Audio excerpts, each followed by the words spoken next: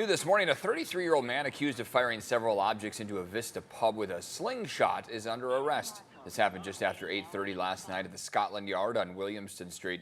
We spoke with sheriff's deputies overnight, and they tell us the man was fighting with other people inside that bar and was eventually kicked out. Deputies say he then went to his car and fired at least 10 unknown objects with a slingshot. One person was hit in the hand. Windows were also shattered. Deputies say the man took off in his car but was later arrested. Time now is 6 a.m. here on this Tuesday. Thanks so much for waking up with us. I'm Eric Connert. And I'm Nada Iranpour, and here we go. It's going to be another hot day out there. In fact, hotter. Meteorologist Evan Irani, a lot of people were complaining about the stickiness yesterday. Yesterday afternoon, we were feeling that heat. Good news here is that stickiness, the humidity won't be as much of a concern today and tomorrow, maybe even Thursday, but it seems like Thursday and Friday, those afternoon mountain showers will probably make a return. Want to mention a heat advisory is going to be taking effect tomorrow morning out by the coastline. Everywhere east of the coast is going to be under an extreme heat warning. We also have a beach hazard statement that's set to expire this evening with 3 to 5 foot waves and high tide coming to about 7.5 feet above sea level. Today's forecast takes us to the upper 70s out by the coast, warmer than yesterday, 91 on average toward our inland valleys. Our mountains are going to be trending around the mid 90s and the deserts right around 108. Coming up, we'll talk more about when we peak and when we'll finally cool down. Back to you. Evan, thank you very much. We saw those numbers. Yeah, be prepared for that. And now this morning, the ongoing search for an Oceanside mother and nurse is continuing. Yeah, it's been more than a week since anyone has heard or seen Angelica Brophy. News 8's Tori Apodaca live in Oceanside with what her family members are saying about all this here. Tori? Yeah, her family really just desperate for answers, and at this point do not suspect any foul play. Authorities here, though, say that 44-year-old Angelica Brophy's car was found at the Palomar Mountain State Park. Here is a photo of Angelica Brophy. She was last seen wearing black leggings and a gray t-shirt, a Kaiser Permanente emergency room nurse, hiker, marathoner, and mother of 2. Her husband, retired Air Force. Investigators say she was last seen on July 6 at the Harris Resort in Valley Center at 3:30 p.m. Her car was then found near the Cedar Trailhead on July 9th, 3 days after she went missing. California State Parks, plus the sheriff's search and rescue teams, have conducted multiple searches since then, and divers searched a nearby pond on Monday but were unsuccessful. Authorities say that Brophy's phone is either off or out of battery. It last pinged near the casino before going silent. Her brother says that surveillance video shows her leaving the casino alone, and records show that she bought a park pass later that afternoon. Kaiser Permanente San Marcos says they are deeply concerned and that Brophy is a valued and respected member of their team. Her older brother spoke with us, saying that Brophy had plans with her daughter the same night that she disappeared. Find her. She's strong-willed, avid hiker, good mom, loving mother. She's been to this park before and hiked it back in February. They love to travel. She's very adventurous. That was her older brother on the phone right there, really just wanting anyone with information to come forward. Oceanside PD, they are the lead in this investigation. At this point, they also do not suspect any foul play, but if you do know anything, reach out to them. Reporting live from Oceanside this morning, Tori Apodaca, News 8. Tori, thank you. A teenage girl is dead after being hit by a car in Encinitas. And now safety advocates say it's another reminder that more needs to be done to protect pedestrians. The sheriff's office says 17-year-old Serafina Rose Fadek was crossing El Camino del Norte Friday night when she was hit by a vehicle going westbound. She sadly died at the scene. We're hearing from a neighbor that asked not to be shown on camera, but says she was first on the scene when this crash happened. She had this message for the family. Their daughter was not alone in those last couple of minutes. I may be a stranger to her and to them, but I think there's a comfort in knowing that your loved one wasn't by themselves. The driver stayed at the scene and is cooperating with investigators. Advocates with Safe Streets Encinitas say 14 pedestrians have been killed in Encinitas since 2016. They point to speeding and a lack of streetlights as safety concerns along that stretch of road. Well, new inflation numbers were just released by the Labor Department. It's just coming in here. The Consumer Price Index, the CPI, dropped by 0.4% in June. That's about double what economists had forecast and a reversal from May's increase of 0.5%. On an annual basis, inflation rose by 3.5%, significantly pulling back from May's 4.2%.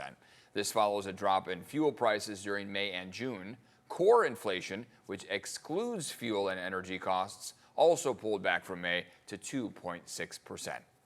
This morning, the Port of San Diego wants you to weigh in on a proposed project to redevelop East Harbor Island. So the comment period for a Topgolf and waterfront park project is now open. News 8's Chris Groh live in studio to explain how people can make their voice heard. Chris, what are the plans they're considering there? Yeah, a lot, because I think a lot of people focus on Topgolf, and that'll have a huge footprint, if you will, but at the same time, there's a whole lot that's going to be part of this project for East Harbor Island. But this environmental review comment period will be key for all of that. It'll be open till late August. You have time to jump in and give a comment on what you think, submit your thoughts. But let's talk about the entire project outlined here. There's a proposal for a 10.1 public acre waterfront that will have playgrounds, walkways, and art. Then a 16.5 acre entertainment district that will have about 9.8 acres set aside for Topgolf. I jumped into that EIR, and so far there is a concern for migrating birds being impacted by the large nets and lights that Topgolf normally requires. However, not clear what level of concern this has risen to. Comments that are submitted by the public will be used to draft a final environmental report that will go before the board, as well as a master plan amendment by the end of the year to put in these plans. A lease with Topgolf will also have to be approved by the board for the Port of Commissioners. I think the other thing we have to keep in mind is how long it's been since this was first proposed and what has happened to Topgolf since. The port and company first announced in 2022 these specific plans, but since then only entered that non-binding agreement to negotiate the lease.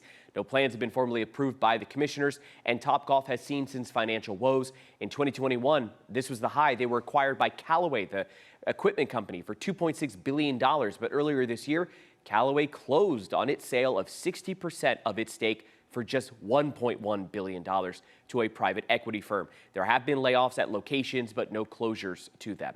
If you want to weigh in on the project's EIR, go to this link or use that address. The latest Topgolf location opened up in New Jersey this year, and of course, many wondering, will San Diego be next? Back to you. Thank you very much, Chris, for that. And now if you are headed to the beach to maybe beat the heat, lifeguards want to let you know, think before you dive in. The National Weather Service has issued a beach hazard statement through tonight. So heads up here, they do expect strong rip currents, even choppy surf out there. There could be some flooding during high tide time, so you might want to avoid parking in any of those low-lying areas tonight, especially. Last night's high tide also reached a little over 7 feet, so heads up on that. Now, the Grunion Run, this is expected to kick off at Southern California beaches starting tonight. That includes ours here in San Diego. Have you seen this before? This is on my list of things I really want to do. It's just, late night when it happens. These are pictures from a few years ago of these grunions running along the shoreline. These small fish come out of the water to lay their eggs right there in the sand. That's what they're doing. California Department of Fish and Wildlife, they say tonight's Grunion Run is expected from about 9:45 p.m. to 11:45 p.m. So if you want to be up late night, hey, it could be a fun experience for you, the family. This will continue through Friday, and it gets later each night. You may see them in spots like Del Mar, La Jolla, Mission Beach, and the Silver Strand. So pick a beach, check it out. Do want to let you know it does coincide this week with high tide happening during the Grunion Run, reaching 7.1 feet at 10:40 p.m. if you go to La Jolla Shores, for example. So the tide will be high, but it could be a really cool experience to see those fish. A good kind of combination of ingredients happening at once. You've got that as a possibility. High tide could be leading to some minor coastal flooding that we'll watch for, which isn't too much of a concern in San Diego. It's more so that we see maybe the possibility of some local boardwalks having those waves encroach. Same goes for low-lying parking lots, for example, when high tide comes around 7 feet above sea level. 77 degrees this afternoon out by the coast. We are much warmer, jumping by nearly 15 degrees as you make your way from the coast to our inland valleys. The mountains will be in the mid-90s today, and around the deserts 108. We're expecting our afternoon highs today to be warmer than they were yesterday, which means that however hot you were yesterday, add on a couple of degrees, and that's what you can expect for this afternoon. The plus side is that we won't have as much humidity to work with. It's still, nonetheless, though, going to feel a little muggy out there at times. Oceanside, Carlsbad, Del Mar, Chula Vista, all at 68 degrees right now, 69 in downtown San Diego, meaning that we haven't gotten a lot of relief in the overnight hours to be able to let in some of the cooler air and maybe pre-cool the home before those temperatures warm up. We are instead going to be going from the upper 60s to the 70s, 80s, 90s, depending on how far east you're going. It's all thanks to this building ridge of high pressure. That is the dominant weather feature overhead. It will be for the duration of the week. As we get toward the end of the week, going into Thursday and Friday, that ridge gets pushed off a little bit farther to the northeast of us, but we will still be seeing at that time monsoonal moisture in the mix, which means that for Thursday and Friday afternoon,